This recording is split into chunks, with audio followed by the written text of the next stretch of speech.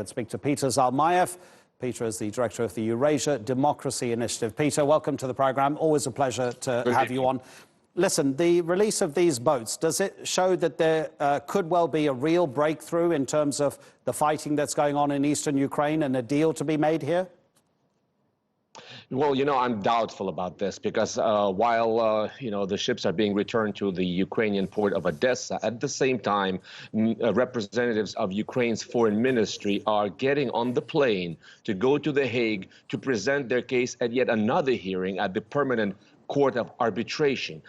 Ukraine keeps insisting that Russia has illegally prevented Ukrainian ships from passing across the Kerch Strait, has violated, therefore, the International Convention on the Law of the Sea.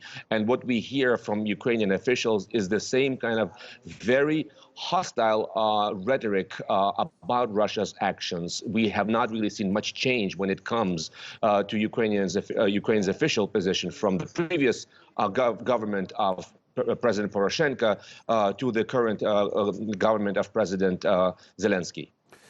Peter, the impeachment inquiry is going on in Washington, D.C. President Trump's people are trying to convince all of us that he, Donald Trump, in phone calls with Vladimir Zelensky, the president of Ukraine, has told Zelensky that Ukraine has American support and also the backing when it comes to Ukraine's territorial integrity.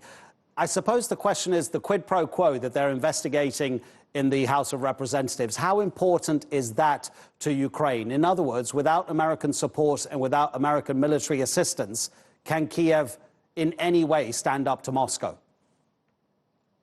Probably not. Just to answer your question right off the bat, the whole quid pro quo situation has been a nightmare for Ukraine, in as much as it has threatened the kind of bipartisan support that Ukraine has enjoyed in Washington, relying on support both from the Republican Party and the Party of Democrats. Now that the Republican Party has been dragged down into this morass together with its leader, Donald Trump, having to justify, having to defend his actions, one of the very few remaining lines of defense for Republicans has been to say, well, Ukraine is a very corrupt country, and therefore Donald Trump was exercising due diligence by trying to hold it accountable before releasing the aid. That argument does not wash with most of the public, and it does not wash with the Democrats. At the same time, it is really damaging Ukraine's reputation. That to give it credit where credit is due, Ukraine has done quite a bit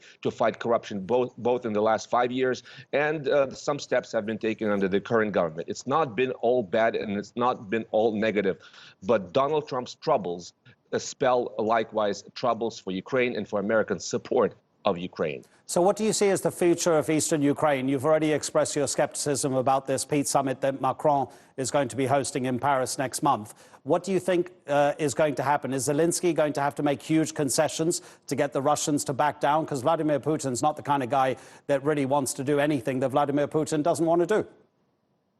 Well, precisely. You nailed it. Hit the nail on its head when you said that Vladimir Putin only negotiates on terms that are favorable to him. Look anywhere in the world, Russia's involvement in the Middle East, in South America, African countries, etc.